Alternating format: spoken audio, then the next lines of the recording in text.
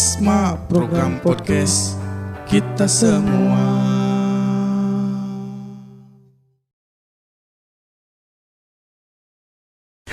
Halo sahabat Prokasma di seluruh Nusantara, balik lagi di Prokasma episode ke-50 di awal bulan April. Buset, udah awal bulan aja nih Om. Tanggal 1 sekarang. Iya udah tanggal 1 sekarang. Barusan aja kemarin tuh aduh gak kerasa. Udah April mop ya sekarang, ada iya. April mop ya. Iya, karena udah April mop lagi kita. Tapi enggak ada kejutan apa-apa gitu. Enggak ada mop-mopan gitu. Enggak bercanda-bercanda.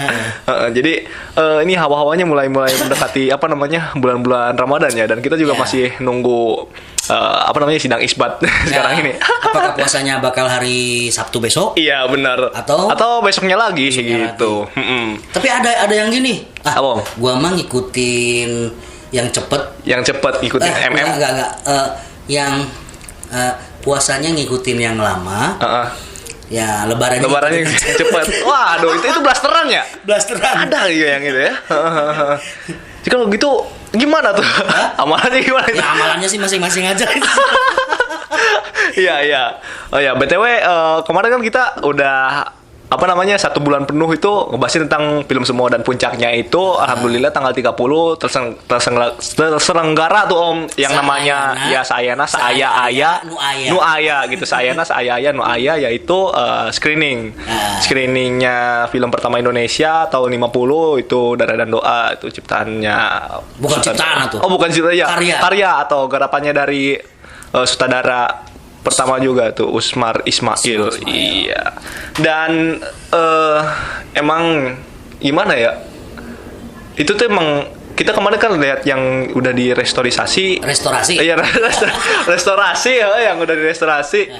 Ya dari prosesnya mungkin kita bisa ngebayang-bayang ya gimana sulitnya waktu itu color grading, terus dari editingnya juga. Color grading color grading sekarang. Oh masih iya ya. Sekarang. Pewarnaan zaman dulu itu gimana Om? Dari hitam putih ke itu?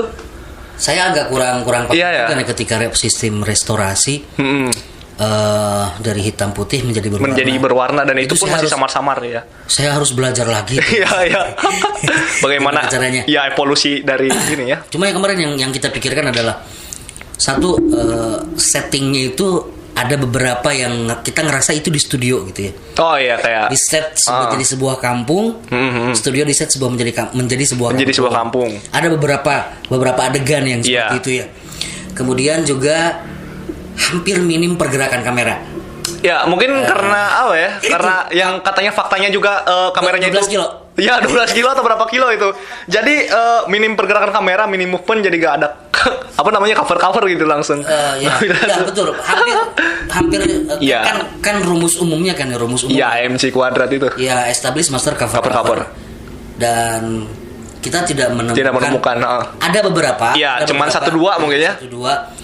Tapi memang kita jadi berpikir bahwa rumus umum ini tidak harus selalu mesti kudu diikutin gitu. Iya. Tapi emang rumus itu emang udah ada dari itu ya? Iya, dari dulu. Iya. Termasuk juga dengan screen direction atau aturan 180 derajat ya.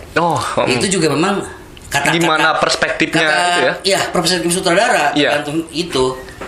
Kadang-kadang kalau saya dulu begini, lu yang mau belajar ikutin dulu yang umumnya gitu loh.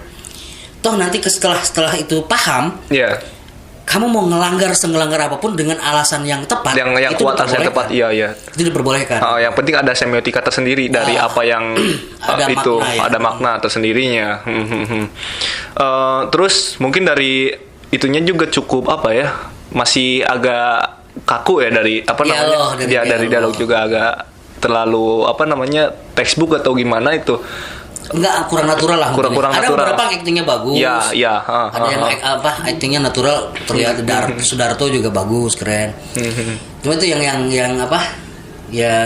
ekstras-ekstrasnya kadang-kadang masih terasa kakunya. Iya, betul. Cuma yang menjadi sorotan tokoh yang paling saya suka di sini justru si Mula. Tahu nggak si Mula? Yang mana tuh Om? Yang pas di penjara tuh gimana tuh? Bukan, si Mula itu anak buahnya Sudarto. Oh iya. Akhirnya dia ngerasa pada satu titik ketika dijebak setelah dijebak di kampung DITI. Kampung DITI. Itu dia ngerasa gue capek nih perjalanan dari Jogja ke Bandung. Gue capek gini-gini terus, gue mau pulang. Akhirnya dia jadi anggota Nika gitu ya. Oh, berontak dia langsung keluar. Ya, ngambil temannya 2 orang dan akhirnya kabur. Dan ketika si Sudartonya setelah dihukum, kan ketemu dia bawa jeep. Oh iya, kan? Woi, gue bebas nih. Woi, apa kabarnya ada, gitu? Ada sesuatu lah di situ, ada sesuatu. Iya. Seolah-olah kalau kita lihat sepintas orang berkhianat pasti sukses gitu. Itu ya. Baca nggak kayak iya. gitu? Kok bisa ya gitu? Sementara orang yang jujur yang lempeng gitu, ternyata dia malah sengsara gitu. Wah, itu ya. Jadi tapi bukan sesuatu itu yang ingin disampaikan. Ada makna di balik itu gitu. Ada makna di balik itu. Itu karena kita di film ini kan ketika masa perjalanan dari itu Bang dari Jogja gini, itu kan ada beberapa pemberontakan DITI muncul, kemudian Nika. Ya, jadi di perjalanan itu ada muncul story-storynya ya. Pas itu perang saudara, artinya kita berperang dengan saudara kita sendiri gitu loh. Itu yang harus digali lebih dalam lagi ke antara cerita Simula dengan si Sidarto ini ya. Ini mungkin akan perlu analisis lebih dalam gitu ya. Ya, dan ini juga menjadikan bahwa tokoh utama itu nggak selalu menang. Ya. Tapi ya itu, ya tahu-taunya temannya sendiri itu yang berkhianat, yang bebas dia. Dan akhirnya dia harus terbunuh oleh anggotanya sendiri juga. Anggotanya sendiri. Iya. Kesalahan paling fatal Sudarto di sini adalah gara-gara ngikutin rasa ya. Dan yang Playboy juga. Sebel gitu. Saya ngeliat sebel banget tokoh Sudarto tadi. Setiap ketemu cewek digodain gitu loh. Bahkan yang pertama digoda terus deket sama dia yang udah meninggalkan itu, dia nyari lagi. Gila sih ini. Sang kapten ini. Pertama ke orang Jerman. Iya. Ya. Saya pikir itu selesai. Ternyata ada sambungannya di tengah-tengah dia. Ternyata plot twist. Ketika dia mau beli senjata, ya. Ternyata pengen ketemu ya betul. Akhirnya kan ditangkap kan itu sama tentara Nika kan gitu. Blunder juga ya. Artinya apa? Jangan main-main rasa dengan perempuan pada saat bertugas. Anjas, apalagi itu tugas berat gitu, tugas negara. Iya. Tugas negara loh ini. Itu langsung main-main sama perasaan sama perempuan. Wah, udah fatal itu. Terus apa sih itu teh? Mungkin dari properti juga itu gimana ya ngesetnya kalau misalkan di kayak panggung gitu, kayak opera bukan sih? Iya, kayak justru beberapa adegan saya ngerasa terlihat seperti tampilan teater gitu ya, tampilan teater beberapa adegan karena kamera statis tanpa cover. Jadi ini kayak nonton teater gitu. Tapi kita maklumin banget loh pada saat itu. Sekarang aja kan gila bener kan. Untuk ngesilin satu adegan itu, effortnya betul-betul. Iya. Bahkan yang sekarang booming itu justru film-film yang akan sekarang digarap itu justru film-film yang nuansanya itu nuansa zaman dulu loh. Oh gitu ya. Ya kayak misalkan kan Rindu seperti Dendam, Rindu harus dibayar tuntas. Nah itu tuh kalau nggak salah itu juga dari tahun 80-an sampai 80-an. Settingnya itu harus nyari tangki yang gimana, motornya terus mobilnya segala itu yang kayak gitunya. Yang bikin uniknya lagi saat penggarapan film Darah Dado itu saat masih kejadian itunya ya, tragedi. Ya, menjelang detik-detik kemunculan di ITI itu. Iya. Tahun 50-an masih genting lah, suasana negara masih genting. Salutnya seperti itu. Iya. Dengan situasi kayak gimana itu? Situasi politik masih semrawut gitu. Kayak sekarang aja nih di Rusia sama Ukraina, terus di Ukraina ini tuh dia bikin film kayak gitu. Gimana itu rasanya? Itu keren artinya perang ataupun gejolak politik di suatu negara divisualisasikan. Tidak menghambat sebuah karya. Gitu kan? Ya, kalau sekarang ini mungkin beda kemasannya. Kalau sekarang ini sama pandemi kita terbatas oleh pandemi. Kalau dulu kita dibatasi oleh gejolak politik gitu. Anjir. Ini kayak kita lagi main time traveler gitu ya, gimana? Cuman beda kemasan atau gimana ya? Karena kan gini, kita tahu kan bahwa masa lalu itu adalah masa kini yang diulang dengan kemasan yang baru gitu loh. Apa yang terjadi sekarang ini adalah ulangan dari masa lalu. Tapi kemasannya berbeda. Itu dia. Kalau ibarat kadang suka berpikir begitu ya. Kalau dulu mah kemasannya pakai daun, Kalau sekarang kemasannya pakai plastik gitu kan. Iya, benar. Fungsinya masih tetap sama. Karena kan pola hidup itu kan tetap berputar seperti di situ-situ saja gitu loh. Iya. Ya, di situ-situ saja. Itu pengulangan masa kini ini ada pengulangan masa lalu yang dikemas dengan sesuatu yang baru gitu. Wow. Amazing gitu ya. Jadi kalau dalam bahasa Sunda tanhana mangke bahwa tidak ada sekarang kalau tidak ada zaman dulu. Gitu. Artinya ya sekarang ini adalah produk-produk zaman dulu yang dikemas dengan sesuatu yang baru. Berapa kali saya ngomong kayak gitu? Mungkin kayak kemarin aja fenomena apa namanya pawang hujan itu ya. Ya itu mungkin yang kalau sekarang ini ada kemasannya yang baru itu di BMKG. Cuman beda lagi itu malah. Nah terus ngomong-ngomong tentang apa namanya itu perfilman ini yang jadi unik juga yang waktu dulu itu apa yang tahun 2016 kalau 2017 Aligned itu 2016 produksi 2017 itu iya 2017 itu dan itu nama PH-nya masih belum ini ya. Waktu itu kita masih Prabuhi ya.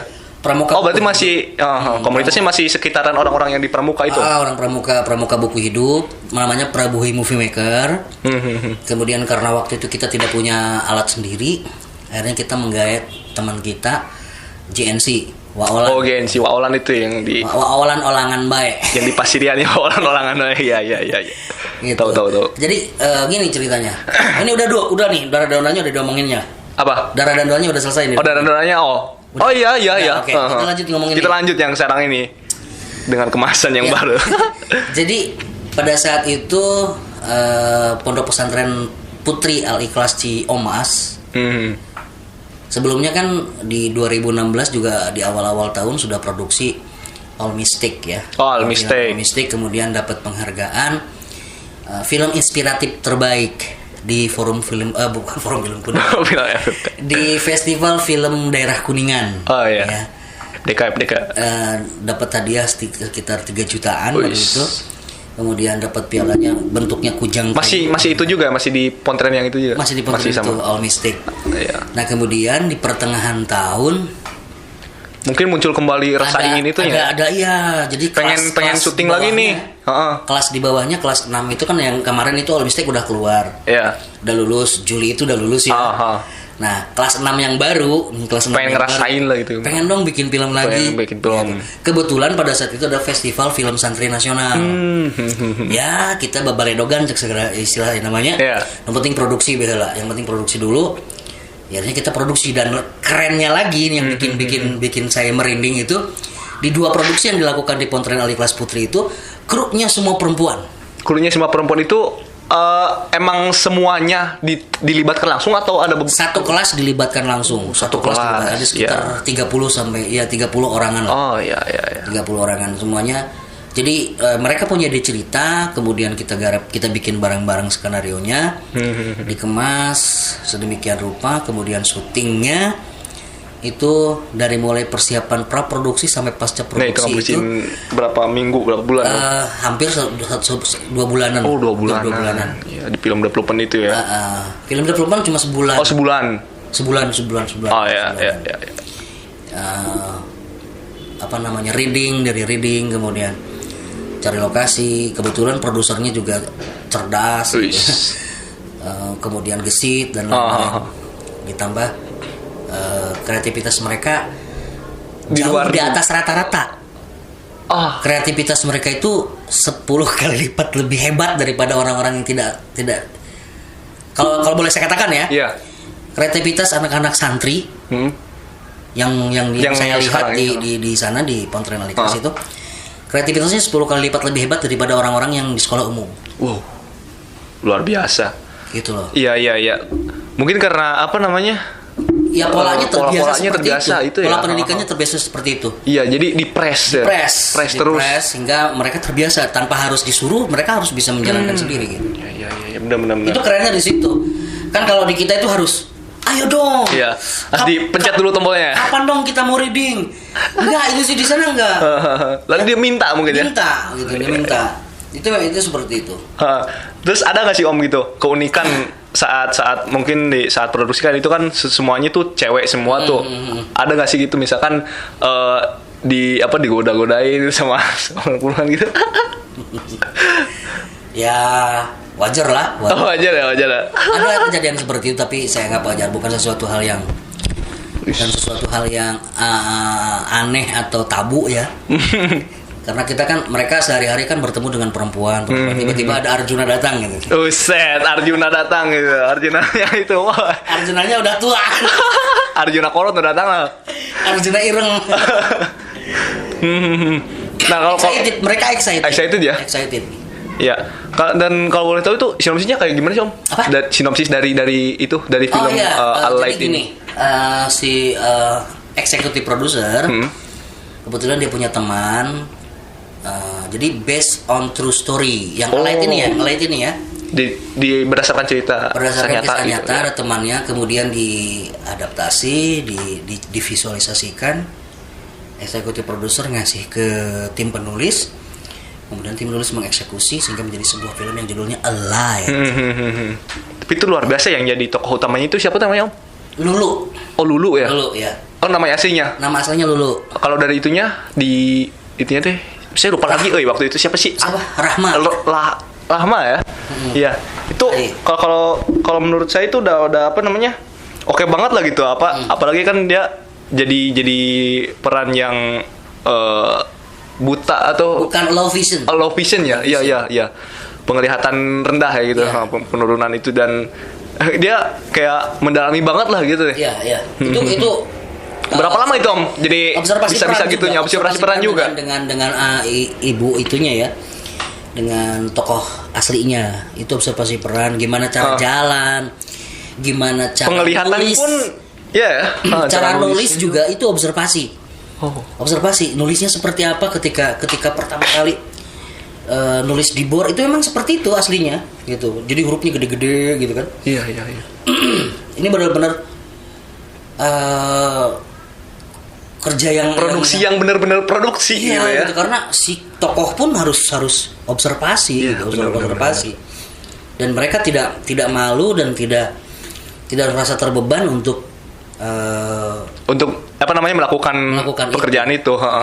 Iya. Benar. Dan itu yang emang yang harus ditanamkan sejak itu ya. Iya. Kalau orang-orang produksi. Ya, hebatnya lagi, Pang. Ini nggak tahu, saya ikut bangga gitu ya. Saya ikut bangga karena pernah kenal dengan Lulu ini ya. Dia langsung dia terima di Universitas Al-Azhar Mesir. Iya itu beasiswa anjay. Gitu. Meskipun saya nggak ikut ngajar tapi pernah kenal dan pernah produksi bareng, jadi ikut bangga aja gitu. Benar. Sekarang ini ya Om. Pada saat itu. Iya. Itu produksi pada saat dia kelas 6. Kelas 6 itu sama dengan kelas 3 SMA lah. Oh iya. Gitu. Berarti kalau sekarang ini mungkin udah berumah tangga ya Teh Lulu ini ya. Udah punya anak. Mudah-mudahan lihat ya ini Teh Lulu ini sekarang tahun 2016, berarti sekarang 6 tahunan lah gitu. Tahunan, ya. Dan Desember 2017 kita dapat pengumuman. 2016. Ya setelah selesai produksi kita dapat pengumuman, dapat masuk nominasi Festival Film Santri Nasional. Wah. Desember itu ya. Desember. Itu makin semangat lagi aja gitu, makin semangat. Januari kalau tidak salah kita berangkat, mudah-mudahan tidak salah, Januari kita berangkat ke kantor Kemenag, Kementerian Agama Republik Indonesia. Luar biasa ya. Itu langsung ada beberapa acara. Ada seminar tentang film Islami. Itu ada pemutaran film juga. Pemutaran film. Apa tuh waktu itu? Semuanya diputarkan. Iya. Dan untuk seminar ini internasional seminarnya. Kita ngobrol sama produsernya Cipak. Tahu Cipak? Cipakui. Cipakui itunya Cilipuk nih dari Temut. Ada yang ingat? Pernah nonton Upin Ipin nggak? Oh, ya. Tapi siapa tadi? Itu nama PH-nya. Oh, nama PH-nya. Leskopakyu mungkin. Leskopak. Ya, bukan Cipak. Leskopakyu. Ya, itu kita ketemu sama produsernya. Syekh apa tuh ya? Ya, tinggi itu banget. intinya. Iya, betul. Saya cuma segini. Ya, kita ngobrol banyak di situ. Oh, ternyata beliau juga merambah ke industri perfilman. Iya, industri perfilman. Kita ngobrol banyak tentang proses produksi Upin Ipin yang ternyata memang kenapa itu si rambutnya muncul itu karena memang putus asa sebetulnya, Bang. Putus asa? Karena nggak bisa bikin rambut.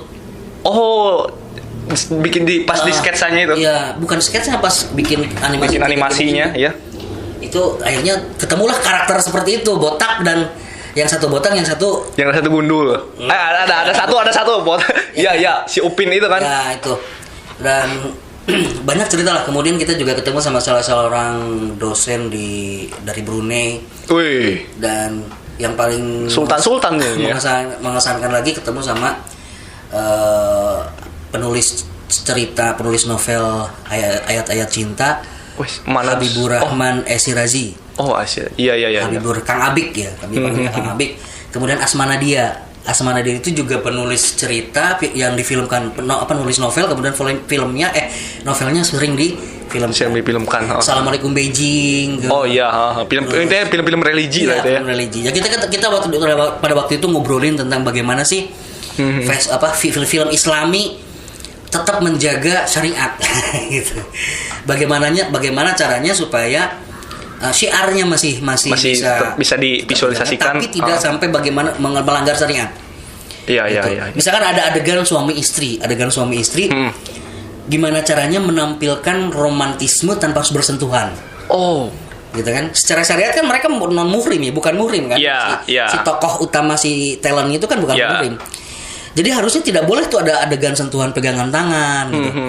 Nah, itu tugas tugas sutradara dan penulis cerita bagaimana bisa memvisualisasikan adegan romantis. Ya, tapi dengan kaidah-kaidah itu ya. Iya, tanpa gitu seperti itu. Tapi kayaknya karya-karya film religi gitu nggak bisa seperti itu kayaknya.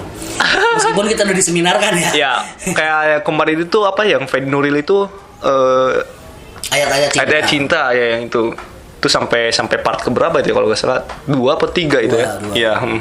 Nah, kalau itu ini kan penulisnya. Oh, penulisnya langsung. Penulisnya Habibur Rahman Esirazi. Iya, itu kan yang itu kan.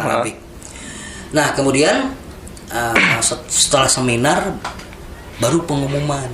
Nah, itu. Ada ini dulu, presentasi dulu. Oh, presentasi. Ya, ini katanya juga ada yang unik nih di presentasi ini. Ada presentasi dari setiap peserta dan itu sutradaranya langsung yang waktu itu jurinya itu Kang Abik langsung, Habibur Rahman Esirazi. Kemudian yang terhormat Pak MB Cenur. Kemudian satu lagi saya lupa lagi satu laginya. Tokoh-tokoh. Pokoknya orang hebat semua. Orang hebat semua ini. Itu diwawancarai. Dan ada satu blunder. Nggak kebayang gitu ya. Ada satu blunder. Pertanyaan sederhana.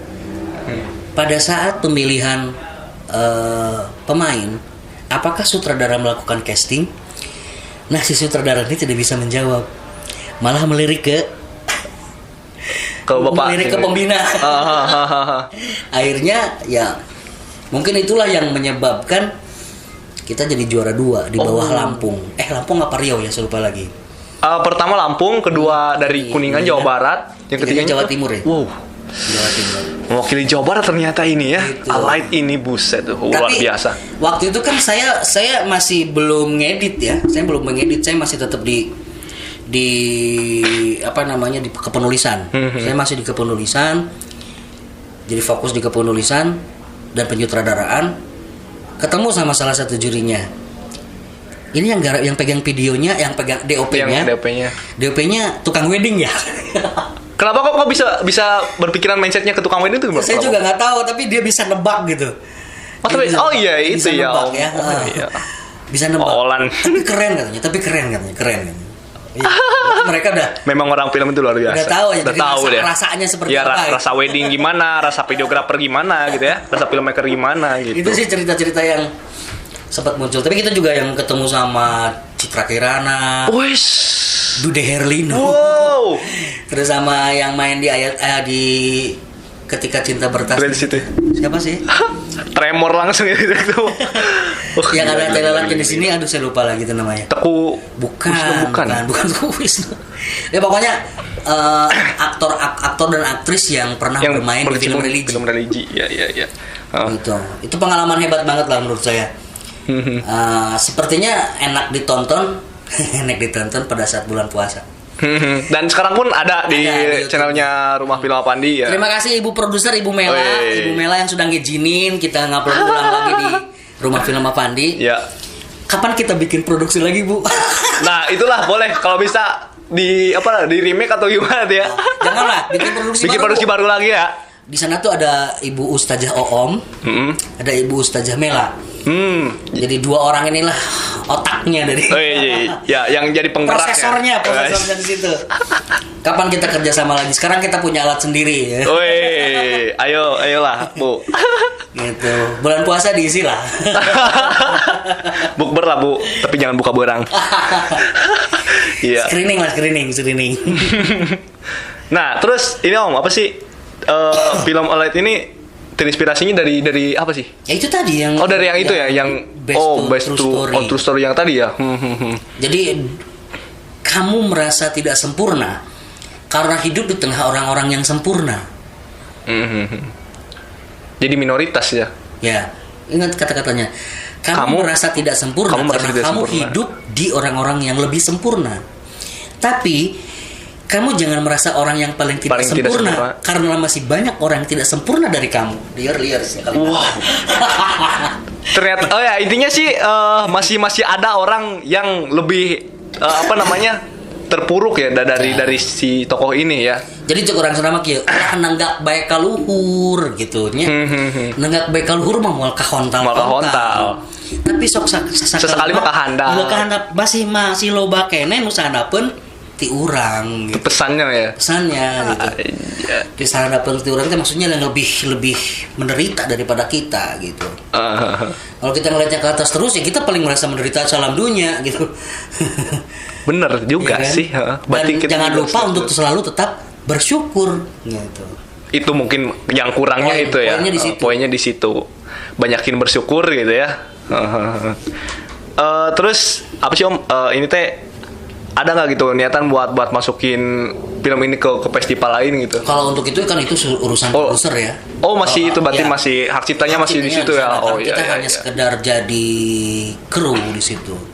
Ya saya di kebagian kepenulisannya, di bagian DOP sama kameramen DOP-nya di Waolan, kameramennya di Ari, tata cahayanya juga di tim GNC. Jadi kita hanya sebagai pekerja pada saat itu di situ. Karena kewenangan sebuah film itu ada di produser. Hak tayang film itu ada di produser. Makanya saya minta izin dulu ke Ibu produser, Ibu Mela untuk menayangkan film ini di di yang RFI ini. Nostalgia gitu. Dan bisa ditonton. Alhamdulillah diizinkan. Dan itu yang PH apa tadi teh? Prabuhi filmmaker. Awal-awal itu emang dari tahun berapa tuh? Sampai dengan tahun berapa? 2011 ya? 2011 itu 2011 masih GP ya. Oh ya, yang waktu yang dapat itu kan juara itu penulis itu ya terbaik. Iya, kalau saya itu masih jadi 2011 itu masih GP Production. Masih GP ya. GP Production, kemudian GP saya bilang mati suri. Ya. Sampai sekarang mati surinya sampai sekarang. Kemudian saya gabung dengan Pramuka Buku Hidup. Di Pramuka Buku Hidup saya masuk di divisi movie maker. Bagian itunya penggarapan kreatifnya.